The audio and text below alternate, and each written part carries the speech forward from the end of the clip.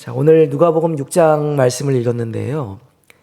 오늘 읽은 누가복음 6장 말씀은 흔히 예수님께서 이제 마태복음 5장, 6장, 7장에 이 7장에서 하신 말씀을 산 위에서 하신 말씀이다라고 해서 이제 산상설교, 산상수훈이라고 이렇게 이제 분류해서 우리들이 이렇게 말씀을 묵상하기도 하는데요. 오늘 우리가 읽은 말씀은 마태복음이 아니라 누가복음 6장. 그래서 이제 마태복음 5장부터 7장까지의 기록된 말씀이 매우 비슷한 말씀이 누가복음 6장에도 기록되어 있는 것을 볼 수가 있습니다. 근데 이 누가복음 6장에서 예수님께서 하신 말씀은 마태복음 5장, 6장, 7장은 어디서 선포하신 말씀이다? 설교다? 산에서 하신 말씀이다. 그래서 이제 산상수훈, 산상설교라고 한다면 누가복음 6장의 말씀은 평지에 서서 예수님께서 설교하셨다라고 해서 평지설교 또는 평지수훈이라고 분류해서 우리들이 아주 사모하며 즐겨 묵상하는 하나님의 말씀이기도 합니다. 자, 오늘 누가복음 6장 32절에 1절에 나와 있는 말씀, 기독교의 황금률이라는 제목으로 함께 은혜를 나누고자 합니다. 우리는요, 몸과 마음 그리고 생각 이제 모두 무엇인가 채우지 않으면 살아갈 수 없는 것 같습니다. 몸도 채워야 되고 마음도 생각도 뭔가 채우지 않으면 살아갈 수 없는 것 같습니다. 살기 위해서 무엇인가를 먹어야 되죠. 그리고 또 살아가기 위해서 지식을 습득해야만 합니다. 또 우리가 건강하게 안정감을 가지고 살아가려면 또 우리의 마음이 사랑으로 채워지지 아니하면 안 되는 것 또한 사실입니다. 사랑으로 또 지식으로, 지혜로, 그리고 무엇인가를 먹어야 되는, 음식으로 채워야 되는 그러한 삶을 살 수밖에 없다는 것입니다. 그래서 그런지 우리 세상의 많은 사람들은 우리가 뭔가 채워야만 살아갈 수 있는 것처럼 보여지기 때문에 세상은 우리에게 소유하는 것, 소유가 행복이라고 그렇게 이야기합니다. 돈을 많이 가지고 있으면 뭐예요?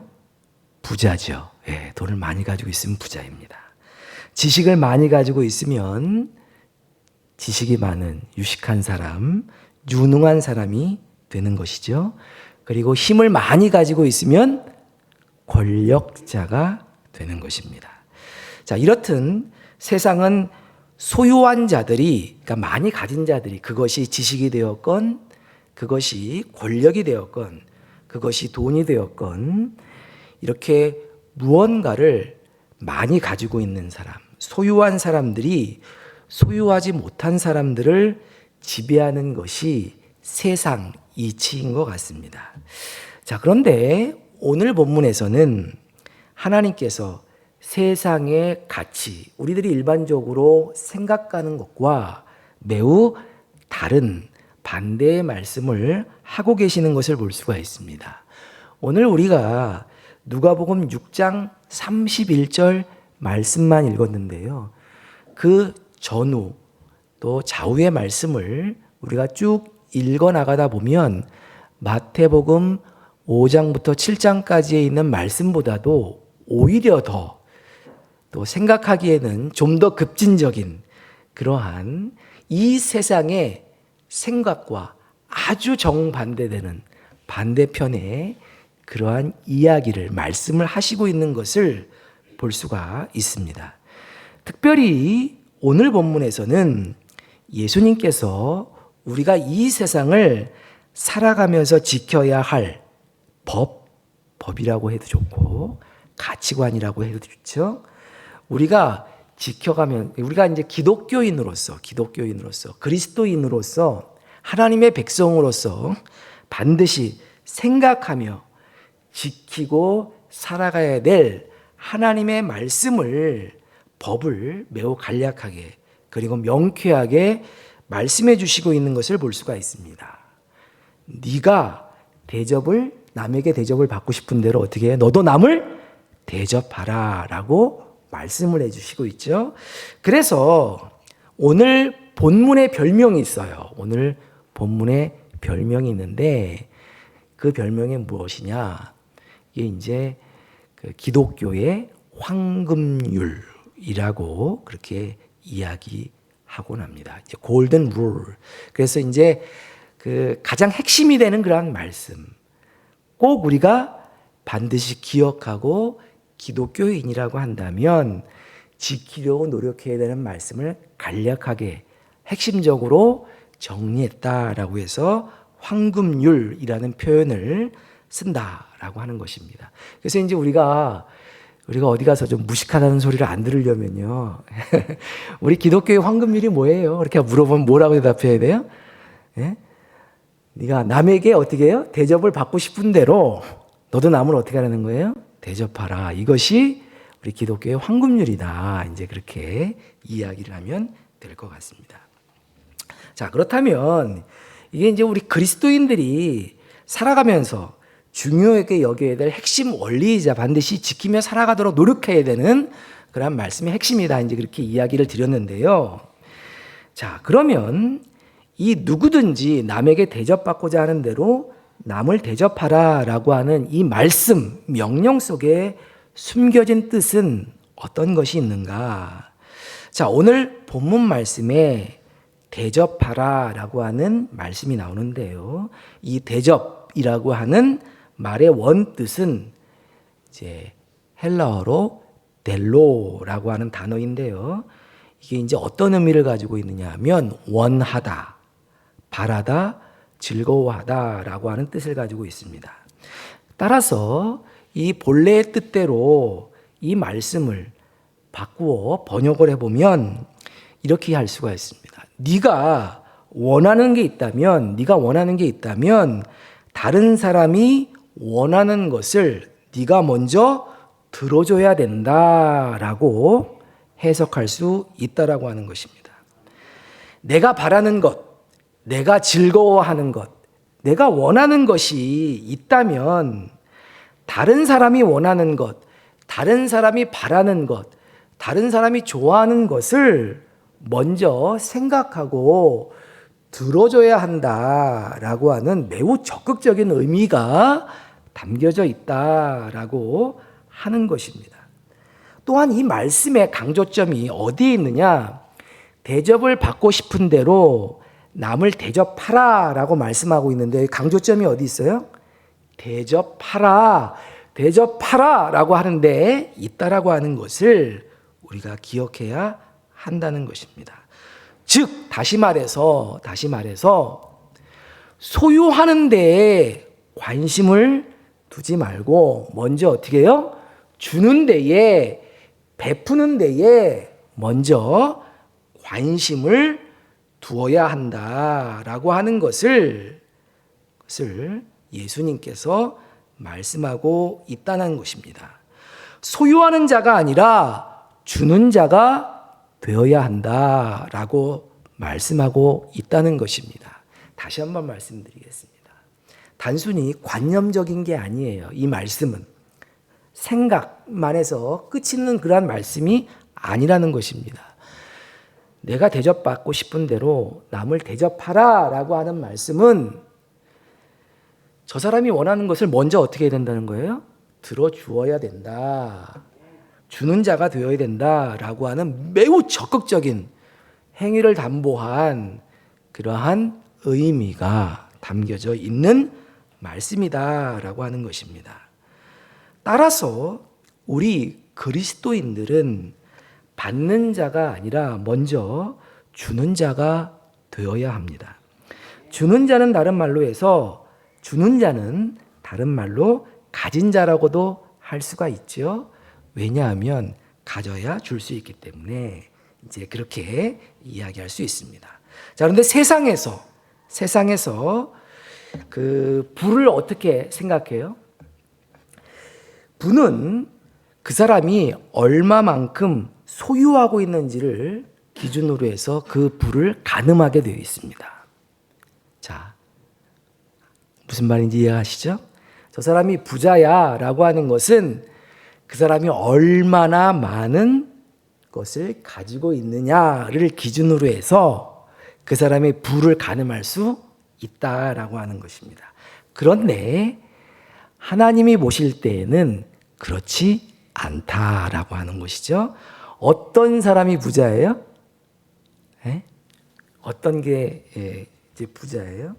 그러니까 우리들은 얼마나 많이 가졌느냐를 부자로 생각하지만 하나님의 관점에서 볼 때에는 얼마나 많이 어떻게 해요?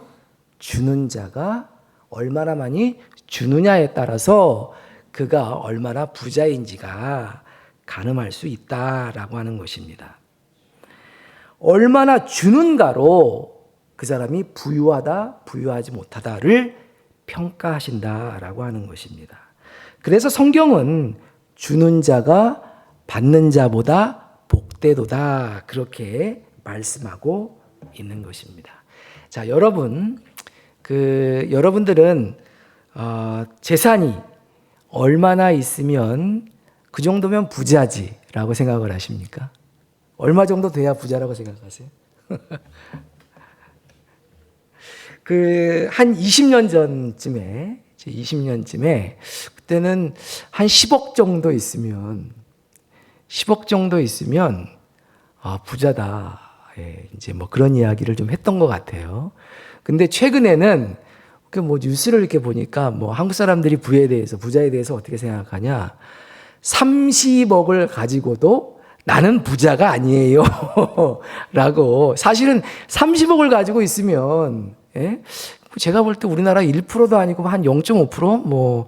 그 정도 안에 들 것 같은데, 자기가 30억을 가지고 있다라고 해도 30억 자산의 소유자다라고 해도 자기는 부자가 아니라고 생각을 한다는 것입니다.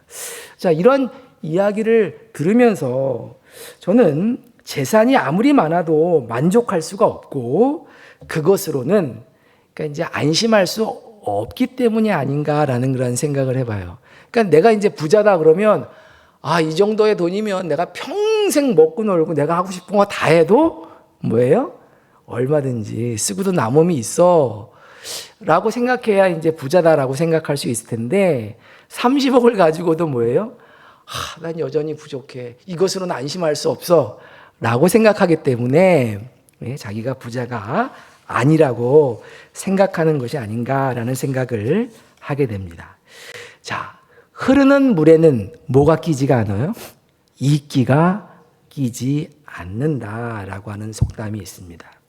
물이 계속 흘러간 자리에는 또 다른 물이 흘러 채워지기 때문에 이끼가 낄 수가 없는 것이죠.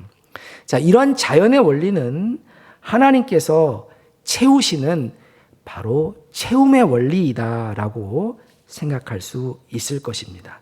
하나님께서 하늘의 복이 우리를 통해 계속해서 흘러가기를 원하시는데 그것이 뭐예요? 우리 안에서 딱 멈춰가지고 흘러가지 못한다고 한다면 우리의 심령에 뭐가 끼게 돼요? 이끼가 끼게 되어서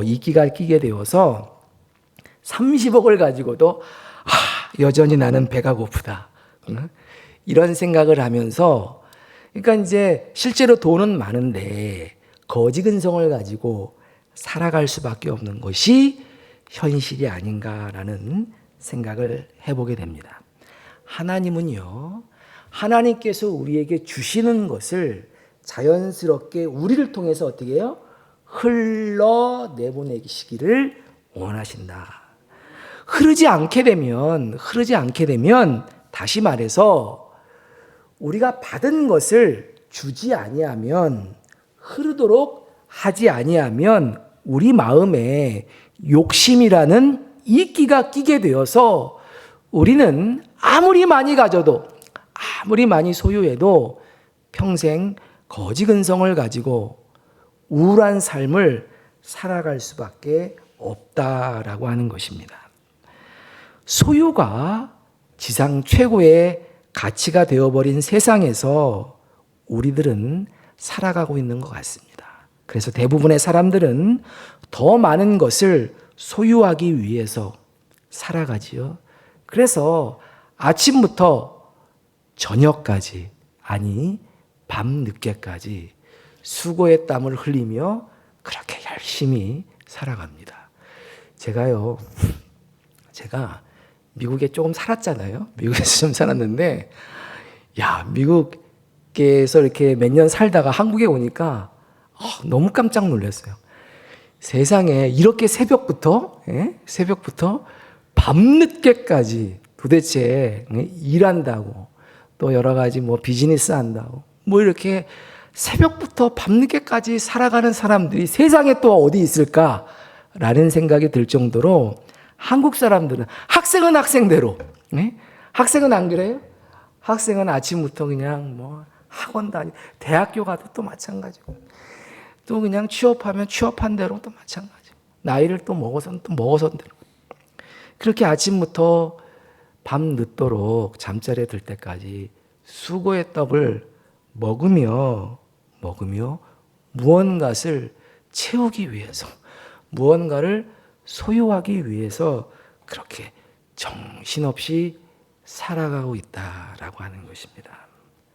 자, 그러나 우리 하나님께서 우리에게 말씀하시는 그리스도인은, 하나님의 백성은, 자녀는 주는 자가 되어야 하고 흘려 보내는 자가 되어야 한다.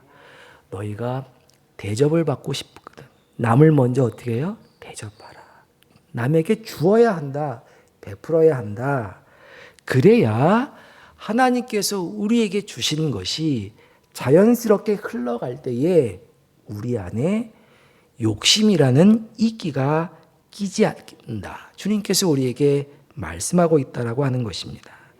이렇게 될 때 하나님의 사랑이 나를 통해서 내 가족과 주위에 있는 이웃을 향해 흘러나가게 되고, 정말 요즘 살기 힘들다고 하는데 정말 우리 그리스도인들로 말미암아 이 세상이 살만한 세상, 참으로 하나님 앞에 영광 돌리는 인생, 세상이 될 수 있을 거라고 생각합니다. 우리 다 같이 기도하겠습니다.